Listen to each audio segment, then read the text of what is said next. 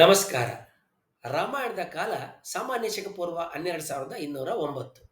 ನೀಲೇಶ್ ಹೋಗ್ ತೀರ್ಮಾನ ಗಟ್ಟಿ ತಳಹದಿಗಳ ಮೇಲೆ ಇದೆ ಅನ್ನೋದು ನಮ್ಮ ಇಂದಿನ ವಿಷಯ. ಎಲ್ಲದರಲ್ಲಿಯೂ ನಾವೇ ಮೊದಲು. ನಾಗರಿಕತೆ, ಧರ್ಮ, ಕಲೆ, ಸಾಹಿತ್ಯ, ಸಂಸ್ಕೃತಿ, ತತ್ವಜ್ಞಾನ ಎಲ್ಲವೂ ನಮ್ಮಿಂದಲೇ ಚಿಗುರೊಡೆದು ಬೆಳೆದು ಹಬ್ಬಿದವು.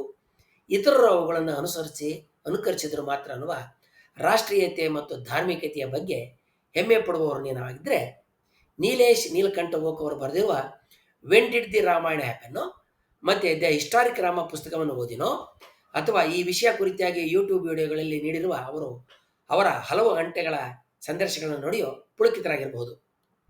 ನೀಲೇಶ್ ಓಕು ರಾಮಾಯಣದ ಘಟನೆಗಳು ಸಾಮಾನ್ಯ ಶಕೆ ಪೂರ್ವ 12,209ರಲ್ಲಿ, ಅಂದರೆ ಇಂದಿನಿಂದ ಸುಮಾರು 14,300 ವರ್ಷಗಳ ಹಿಂದೆ ನಡೆಯುವಂಥ ಪ್ರತಿಪಾದನೆಯನ್ನು ಮಾಡಿದ್ದಾರೆ. ಈ ವಾದವು ಸಾಂಪ್ರದಾಯಿಕ ಇತಿಹಾಸಕಾರರ ಅಭಿಪ್ರಾಯಕ್ಕಿಂತ ಸಂಪೂರ್ಣವಾಗಿ ಬೇರೆಯಾಗಿದ್ದು ತೀವ್ರ ಚರ್ಚೆಗೆ ಒಳಗಾಗಿದೆ. ಅವರ ವಾದದ ವಿಧಾನ ಮತ್ತು ಅದರ ಕುರಿತಾದಂಥ ವಿಮರ್ಶೆಗಳನ್ನ ನಾವಿಲ್ಲಿ ಒಂದೊಂದಾಗಿ ನೋಡೋಣ. ನೀಲೇಶ್ ಓಕು ರಾಮಾಯಣದ ಕಾಲವನ್ನು ತೀರ್ಮಾನ ಮಾಡೋದಕ್ಕೆ ರಾಮಾಯಣದಲ್ಲಿ ದಾಖಲಾಗಿರುವ ಖಗೋಳ ಮಾಹಿತಿಯನ್ನು ಬಳಸ್ಕೊಂಡಿದ್ದಾರೆ. ಅದಕ್ಕಾಗಿ ಅವರು ಪ್ಲಾನೆಟೋರಿಯಂ ಎನ್ನುವ ಸಾಫ್ಟ್ವೇರ್ನ ಬಳಸ್ಕೊಂಡಿದ್ದಾರೆ. ಇದೊಂದು ಮುಕ್ತ ತಂತ್ರಜ್ಞಾನ. ಅಂತರಿಕ್ಷದ ಕಾಯಗಳು ಸಾವಿರಾರು ವರ್ಷಗಳ ಹಿಂದಿನಿಂದ ಹೇಗೆ ಯಾವ ರೀತಿಯಲ್ಲಿ ಚಲನೆ ಹೊಂದಿದ್ವು, ಎಲ್ಲಿ ಯಾವ ಸ್ಥಾನದಲ್ಲಿದ್ವು, ಹಾಗೆಯೇ ಮುಂದಿನ ದಿನಗಳಲ್ಲಿ ಎಲ್ಲಿರ್ತವೆ ಅಂತ ಅದು ಲೆಕ್ಕ ಹಾಕಿ ತೋರಿಸುತ್ತೆ. ಅದನ್ನು ಯಾರು ಬೇಕಾದರೂ ಕೂಡ ಕಲಿತುಕೊಂಡು ಬಳಸಬಹುದು. ನೀಲೇಶ್ ಓಕು ವಾಲ್ಮೀಕಿ ರಾಮಾಯಣವನ್ನೇ ತಮ್ಮ ಏಕೈಕ ಮತ್ತು ಪ್ರಮುಖ ಆಕರ ಅಂತ ಪರಿಗಣಿಸ್ತಾರೆ. ಖಗೋಳ ಉಲ್ಲೇಖಗಳ ಸಂಗ್ರಹವನ್ನು ಅವರು ಮಾಡಿದ್ದಾರೆ. ವಾಲ್ಮೀಕಿ ರಾಮಾಯಣದಲ್ಲಿ ಬರುವ ಗ್ರಹಗಳು, ತಾರೆಗಳು, ಗ್ರಹಣಗಳು, ಅಯನ ಅಂದರೆ ಸೊಲಿಸ್ಟಿಸು ಮತ್ತು ಋತುಗಳ ಕುರಿತಾದ ಸುಮಾರು 575ಕ್ಕೂ ಹೆಚ್ಚು ಉಲ್ಲೇಖಗಳನ್ನ ಅವರು ಗುರುತಿಸ್ಕೊಂಡಿದ್ದಾರೆ. ತಂತ್ರಾಂಶವನ್ನು ಅವರು ಬಳಸ್ಕೊಳ್ಳೋ ರೀತಿಯಲ್ಲಿ ಒಂದು ವಿಶಿಷ್ಟತೆಯನ್ನು ನಾವು ಕಾಣ್ಬೋದು.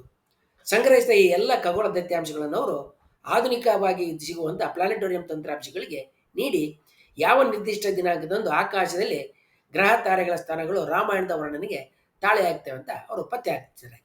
ಈ ಪ್ರತಿಕ್ರಿಯೆಯನ್ನು ಹಿಮ್ಮುಖ ಗಣನೆ ಅಂತ ನಾವು ಹೇಳ್ಬೋದು. ನೀಲೇಶ್ ಓಕ್ ಅವರ ವಾದಕ್ಕೆ ಪ್ರಮುಖವಾದಂಥ ಆಧಾರಗಳು ಏನಂತ ಹೇಳಿದ್ರೆ, ರಾಮನ ಜನ್ಮಕುಂಡಲಿ. ರಾಮನ ಜನನ ಸಮಯದಲ್ಲಿ ಸೂರ್ಯ ಮೇಷರಾಶಿಯಲ್ಲಿದ್ದ, ಗುರು ಕರ್ಕಾಟಕ ರಾಶಿಯಲ್ಲಿ ಹುಚ್ಚನಾಗಿದ್ದ ಎನ್ನುವಂಥ ನಿಖರವಾದ ಗ್ರಹ ಸ್ಥಿತಿಗಳನ್ನ ಆಧರಿಸಿ ಇಂತಹ ಖಗೋಳ ಘಟನೆಗಳ ಕಾಲ ಸಾಮಾನ್ಯ ಶಕೆ ಪೂರ್ವ 12,209 ಅನ್ನೋದು ಅವರ ವಾದ. ಅರಣ್ಯಕಾಂಡದಲ್ಲಿ ಸೂರ್ಯಗ್ರಹಣ ಬಂದಿದೆ. ರಾಮ ಕರದೂಷಣರ ಜೊತೆ ಯುದ್ಧ ಮಾಡಬೇಕಾದ್ರೆ ದಂಡಕಾರಣ್ಯದಲ್ಲಿ ಒಂದು ಸೂರ್ಯಗ್ರಹಣ ಸಂಭವಿಸಿತ್ತು ಅನ್ನುವ ಉಲ್ಲೇಖವನ್ನು ಅವರು ಬಳಸ್ಕೊಳ್ತಾರೆ. ತಮ್ಮ ಕಾಲಗಳಿನಲ್ಲಿ ನೀಲೇಶ್ ಓಕು ಈ ಗ್ರಹಣ ನಿಖರವಾಗಿ ನನ್ನ ಲೆಕ್ಕಾಚಾರಗಳಿಗೆ ಹೊಂದಾಣಿಕೆ ಆಗುತ್ತೆ ಅಂತ ಹೇಳ್ತಾರೆ. ಇನ್ನು ಮೂರನೇದಾಗಿ ನೀಲೇಶ್ ಓಕ್ ಬಳಸ್ಕೊಳ್ಳುವ ಧ್ರುವ ನಕ್ಷತ್ರ. ರಾಮಾಯಣದಲ್ಲಿ ಬರುವ ಧ್ರುವ ನಕ್ಷತ್ರ ಇಂದಿನ ಪೊಲಾರಿಸ್ ಅಲ್ಲ, ಬದಲಾಗಿ ಅಭಿಜಿತ್ತು ಅಂದರೆ ವೆಗ ನಕ್ಷತ್ರ ಆಗಿತ್ತು, ತಾರೆಯಾಗಿತ್ತು ಅಂತ ಅವರು ವಾದ ಮಾಡ್ತಾರೆ. ಭೂಮಿಯ ಅಕ್ಷದ ಪಲ್ಲಟದಿಂದ ಅಂದರೆ ಪ್ರಿಸಿಷನ್ ಆಫ್ ದಿ ಈಕ್ವಿನಾಕ್ಸಿಸ್ ಇಂದ ಧ್ರುವ ನಕ್ಷತ್ರದ ಸ್ಥಾನ ಸಾವಿರಾರು ವರ್ಷಗಳಿಗೊಮ್ಮೆ ಬದಲಾಗ್ತದೆ. ಅಭಿಜಿತ್ ನಕ್ಷತ್ರ ಧ್ರುವ ನಕ್ಷತ್ರ ಆಗಿದ್ದಂಥ ಕಾಲ ಸುಮಾರು ಸಾಮಾನ್ಯ ಶಕೆ ಪೂರ್ವ 12,000ದಿಂದ 13,000 ಅವಧಿ. ಇದು ಆದ್ದರಿಂದ ರಾಮಾಯಣದ ಕಾಲ ಇದಕ್ಕೆ ಈ ಅವಧಿಗೆ ಹೊಂದಾಣಿಕೆ ಆಗುತ್ತೆ ಅನ್ನೋದು ಅವರ ವಾದಗಳಲ್ಲಿ ಮುಖ್ಯವಾದಂಥದ್ದು ಒಂದು. ನೀಲೇಶ್ ಓಕು ವಾಲ್ಮೀಕಿ ರಾಮಾಯಣದಲ್ಲಿರೋ ಖಗೋಳೀಯ ಘಟನೆಗಳನ್ನ ತಪ್ಪಾಗಿ ಅರ್ಥ ಮಾಡಿದ್ದಾರೆ ಅಂತ ವಾದ ಮಾಡಿರುವ ರಾಜಾರಾಮ್ ಮೋಹನ್ ರಾಯ್ ಅವರು repetition of the Nilesh Oak's astronomical dating of Ramayana to 12,209 BCE ಎನ್ನುವ ಸರಣಿ ಲೇಖನಗಳನ್ನ ಬರೆದಿದ್ದಾರೆ. ಈ ಸರಣಿ ಲೇಖನಗಳ ಕೊಂಡಿಯನ್ನು ನಾನು ವಿವರಣೆಯಲ್ಲಿ ಕೊಟ್ಟಿದ್ದೇನೆ, ಆಸಕ್ತರನ್ನು ಓದಬಹುದು. ರಾಜಾರಾಮ್ ಮೋಹನ್ ರಾಯ್ ಅವರು ಮಾಡ್ತಕ್ಕಂಥ ವಾದದ ಮುಖ್ಯ ಅಂಶಗಳನ್ನ ನಾವು ಒಂದೊಂದಾಗಿ ನೋಡೋಣ. Nilesh Oak precision of the equinoxes ಅಂದರೆ ಅಯನಾಂಶ ಪಲ್ಲಟ ಚಲನೆಯಿಂದ ಪ್ರತಿ 2,160 ವರ್ಷಗಳಿಗೆ ಒಂದ್ಸಲ ಋತುಗಳು ಕಾಣಿಸ್ಕೊಳ್ಳುವ ಚಾಂದ್ರಮಾನ ಮತ್ತು ಸೌರಮಾನ ತಿಂಗಳುಗಳು 6 ತಿಂಗಳುಗಳ ಪಲ್ಲಟವನ್ನು ಹೊಂದುತ್ತವೆ ಅಂತ ಪರಿಗಣಿಸಿದ್ದಾರೆ. ಆದರೆ ವಾಲ್ಮೀಕಿ ರಾಮಾಯಣದಲ್ಲಿ ಇಂತಹ ಬದಲಾವಣೆ ಕಾಣಿಸೋದಿಲ್ಲ. ಈಗ ಪ್ರಚಲಿತವಿರುವ ಋತುಮಾನಗಳನ್ನೇ ಅಲ್ಲಿಯೂ ಕೂಡ ಬಳಸಲಾಗಿದೆ ಅಂತ ರಾಜಾರಾಮ್ ಮೋಹನ್ ರಾವ್ ಹೇಳ್ತಾರೆ ನಮಗೆ. ನೀಲೇಶ್ ಓಕ್ ಅವರು ಅಸ್ಟ್ರಾನಮಿ ಪಾಯ್ಸನ್ ಸ್ಪಿಲ್ ಅಂತ ಹೆಸರಿನಲ್ಲಿ 4 ಖಗೋಳ ಘಟನೆಗಳನ್ನ ಗುರುತಿಸಿ ಅವೆಲ್ಲವೂ ಸಾಮಾನ್ಯ ಶಕೆ ಪೂರ್ವ 10,000 ವರ್ಷಗಳ ನಂತರ ನಡೆದಿರೋಕ್ಕೆ ಸಾಧ್ಯ ಇಲ್ಲ, ಅವೆಲ್ಲವೂ ಅದಕ್ಕಿಂತಲ ಹಿಂದಿನ ಕಾಲಾವಧಿಗೆ ಸೇರ್ತವೆ ಅನ್ನುವ ತೀರ್ಮಾನವೇ ತಪ್ಪು ಅಂತ ರಾಜಾರಾಮ್ ಮೋಹನ್ ರಾಯ್ ಹೇಳ್ತಾರೆ. ಹಾಗೆಯೇ ಅವರು ರಾಮಾಯಣದಲ್ಲಿ ಉಲ್ಲೇಖಿತವಾದ ಋತುಗಳು ಮತ್ತು ತಾರೆಗಳ ಕಾವ್ಯಾತ್ಮಕ ವಿವರಣೆಗಳನ್ನ ಅವಲಂಬಿಸಿ ತಾವು ನಿರ್ಧಾರ ಮಾಡಿದ ಕಾಲಕ್ಕೆ ಅನುಗುಣವಾಗಿ ಅವ್ರನ್ನ ತೀರ್ಚಿದ್ದಾರೆ. ತಾವು ಪ್ರತಿಪಾದನೆ ಮಾಡುವ ವಾದಕ್ಕೆ ತಮ್ಮ ಊಹೆಗಳ ಹೊರತಾಗಿ ಹೊರಗಿನ ಸ್ವತಂತ್ರ ಆಧಾರಗಳನ್ನ ನೀಲೇಶ್ ಓಕ್ ಕೊಟ್ಟಿಲ್ಲ ಅಂತ ರಾಜಾರಾಮ್ ಮೋಹನ್ ರಾಯ್ ಅವರು ಹೇಳ್ತಾರೆ. ರಾಮಾಯಣದಲ್ಲಿ ಬ್ರಹ್ಮರಾಶಿ ಅಂದರೆ ಅಭಿಜಿನ್ ತಾರೆ ಅಂತ ಎಲ್ಲಿಯೂ ಗುರುತಿಸಿಲ್ಲ. ಆದರೂ ರಾಮಾಯಣದ ಕಾಲದಲ್ಲಿ ಸಪ್ತರ್ಷಿ ಮಂಡಲ ಬ್ರಹ್ಮರಾಶಿಯನ್ನು ಸುತ್ತಾ ಇದೆ ಅನ್ನುವ ಹೇಳಿಕೆಯನ್ನು ಅವಲಂಬಿಸಿ ಅದೇ ಅಭಿಜಿನ್ ತಾರೆ ರಾಮಾಯಣದ ಕಾಲದಲ್ಲಿ ಅದೇ ಧ್ರುವತಾರೆ ಆಗಿತ್ತಂತ ವಾಚಿರೋದು ತಪ್ಪು ಅನ್ನೋದು ರಾಜಾ ರಾಮಮೋಹನ್ ರಾಯ್ ವಾದ. ರಾಮಾಯಣದಲ್ಲಿ ಮೂಲ ನಕ್ಷತ್ರದಲ್ಲಿ ಲಕ್ಷ್ಮಣ ನೈಋತ್ಯ ಎನ್ನುವ ಒಂದು ಧೂಮಕೇತುವನ್ನು ಕಂಡಂತ ತಿಳಿಸಲಾಗಿದೆ. ಈ ಧೂಮಕೇತು ಲಂಕೆಯತ್ತ ವಾನರ ಸೇನೆ ಹೋಗಬೇಕಾದ್ರೆ ಕಾಣಿಸ್ತು. ಅದರ ಅವಧಿ 9 ಮತ್ತು 10 ಸೆಪ್ಟೆಂಬರ್ 12,209 ಅನ್ನೋದು ನೀಲೇಶ್ ಅವರ ವಾದ. ಇದು ರಾಮಾಯಣದ ಕಾಲವನ್ನು ಸೂಚಿಸುತ್ತೆ ಅಂತ ಅವರು ಬಲವಾಗಿ ವಾದ ಮಾಡ್ತಾರೆ. ಈ ಧೂಮಕೇತುವನ್ನ ಈಗ ಕಾಮೆಟ್ 2P ಬಾರ್ ENCK ಅಂತ ಕರೀತಾರೆ ಅನ್ನೋದು ನೀಲೇಶ್ ಹೇಳಿಕೆ. ಈ ನೀಲೇಶ್ ಹೇಳಿಕೆ ತಪ್ಪು ಅಂತ ರಾಜಾ ರಾಮಮೋಹನ್ ರಾಯ್ ಹೇಳ್ತಾರೆ. ಕಾಮೆಟ್ 2P ಬಾರ್ ENCK ಇದು ಮರುಕಳಿಸ್ತಕ್ಕಂಥ ಅವಧಿ 3.3 ವರ್ಷಗಳು. 7500 ಸಾಮಾನ್ಯ ಶಕೆ ಪೂರ್ವ 7500ರಿಂದ ಸಾಮಾನ್ಯ ಶಕೆ ಪೂರ್ವ 10,000 ಅವಧಿಯಲ್ಲಿ ಅದು 2,000ಕ್ಕೂ ಹೆಚ್ಚಿನ ಸಲ ಕಾಣಿಸಿಕೊಂಡಿತ್ತು. ಆಧುನಿಕ ಖಗೋಳ ವಿಜ್ಞಾನದ ಪ್ರಕಾರ ಇದು ಬರಿಗಣ್ಣಿಗೆ ಕಾಣುವ ಧೂಮಕೇತು ಅಲ್ಲ. ಲಕ್ಷ್ಮಣ ನೋಡಿದ ಧೂಮಕೇತು ಯಾವುದು ಅನ್ನೋದು ನಮಗೆ ಗೊತ್ತಿಲ್ಲ. ಅದು ಹ್ಯಾಲೆ ಧೂಮಕೇತು ಇರ್ಬೋದು ಅಂತ ನಾವು ಪರಿಶೀಲನೆ ಮಾಡಬಹುದು. ಅದು ಮೂಲ ನಕ್ಷತ್ರದಲ್ಲಿ ಸಾಮಾನ್ಯ ಶಕೆ ಪೂರ್ವ 17,500ರಿಂದ ಸಾಮಾನ್ಯ ಶಕೆ 10,000 ಅವಧಿಯಲ್ಲಿ ಹ್ಯಾಲೆ ಧೂಮಕೇತು 23 ಸಲ ಕಾಣಿಸಿಕೊಂಡಿತು. ಆದರೆ ಇದು ನೀಲೇಶ್ ಹೇಳುವ ಕಾಲಕ್ಕೆ ಮತ್ತು ಜಾಗಕ್ಕೆ ಹೊಂದಾಣಿಕೆ ಆಗಲ್ಲ ಅಂತ ರಾಜಾ ರಾಮಮೋಹನ್ ರಾಯ್ ಅವರು ವಾದ ಮಾಡ್ತಾರೆ.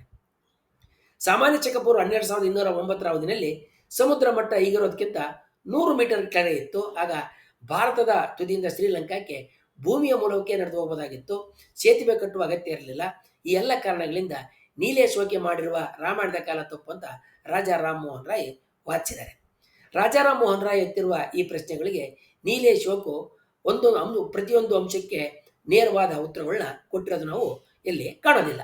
ರಾಮಾಯಣ ಗ್ರಂಥ ಕಾಲ ಸರಿದಂತೆ ಹಲವಾರು ಪ್ರಕ್ಷೇಪಗಳಿಗೆ, ವಿವರಣೆಗಳಿಗೆ ಮತ್ತು ಹೆಚ್ಚುವರಿ ಸೇರಿಕೆಗಳಿಗೆ ಒಳಪಟ್ಟು ಬದಲಾಗ್ತಾ ಬಂದೈತೆ. ನೀಲೇಶ್ ಬಳಸುವ ಅನೇಕ ಖಗೋಳದ ಉಲ್ಲೇಖಗಳು ಮೂಲ ರಾಮಾಯಣದ ಭಾಗ ಆಗಿತ್ತೆ ಅಥವಾ ನಂತರ ಕಾಲದಲ್ಲಿ ಪಾಂಡಿತ್ಯ ಪ್ರದರ್ಶನಕ್ಕಾಗಿ ಸೇರಿಸಲಾಗಿದೆ ಅನ್ನೋದು ನಮಗೆ ಗೊತ್ತಿಲ್ಲ, ಖಚಿತ ಇಲ್ಲ. ಯಾಕಂದರೆ ಬಾಲಕಾಂಡ ಮತ್ತು ಉತ್ತರಕಾಂಡಗಳು ನಂತರದ ಸೇರ್ಪಡೆಗಳು ಅನ್ನೋದು ಬಹುತೇಕ ವಿದ್ವಾಂಸರ ಒಮ್ಮತದ ಅಭಿಪ್ರಾಯ ಆಗೈತೆ. ನೀಲೇಶ್ ಅವರು ತಮ್ಮ ಸಿದ್ಧಾಂತಕ್ಕೆ ಸರಿ ಹೊಂದುವ ಶ್ಲೋಕಗಳನ್ನು ಮಾತ್ರ, ಘಟನೆಗಳನ್ನ ಮಾತ್ರ ಆಯ್ಕೊಂಡಿದ್ದಾರೆ. ಹೊಂದಾಣಿಕೆಯಾಗದ ಉಲ್ಲೇಖಗಳನ್ನ ಕಡೆಗಣಿಸಿರೋದು ನಮಗೆ ಅಲ್ಲಲ್ಲಿ ಕಂಡು ಬರ್ತಾ ಇದೆ.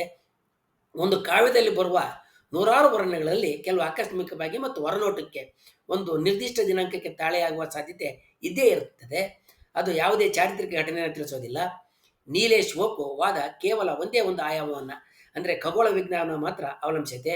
ಇತಿಹಾಸನ ಮನೋರಚನೆ ಮಾಡಬೇಕಾದ್ರೆ ಪುರಾತತ್ವ, ಭಾಷಾ ವಿಜ್ಞಾನ, ತಳಿ ವಿಜ್ಞಾನ ಮತ್ತು ಸಾಹಿತ್ಯ ವಿಮರ್ಶೆಯಂಥ ಹಲವು ಆಯಾಮಗಳ ಸಾಕ್ಷ್ಯಗಳು, ಪುರಾವೆಗಳು ಪರಸ್ಪರ ಪೂರಕವಾಗಿರಬೇಕು, ಹೊಂದಾಣಿಕೆ ಆಗಬೇಕು. ಅವರ ವಾದಕ್ಕೆ ಖಗೋಳ ವಿಜ್ಞಾನವನ್ನು ಹೊರತುಪಡಿಸಿ ಬೇರೆ ಯಾವುದೇ ಕ್ಷೇತ್ರದಿಂದ ಬೆಂಬಲ ಇಲ್ಲ.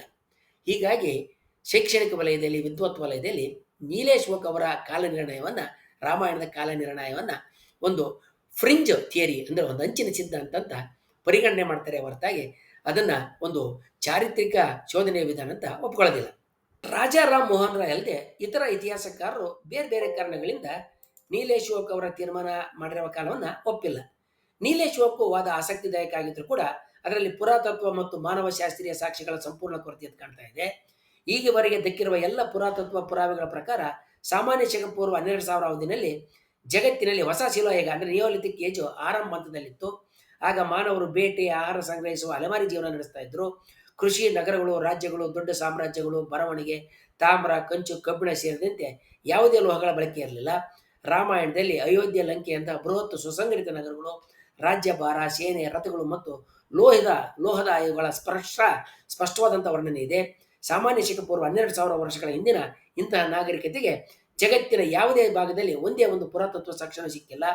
ಭಾರತದಲ್ಲಿ ಸಿಕ್ಕಿರುವ ಅತ್ಯಂತ ಪ್ರಾಚೀನ ನಗರ ನಾಗರಿಕತೆ ಅಂದರೆ ಸಿಂಧೂ ಸರಸ್ವತಿ ಅಥವಾ ಹರಪ್ಪ ನಾಗರಿಕತೆ.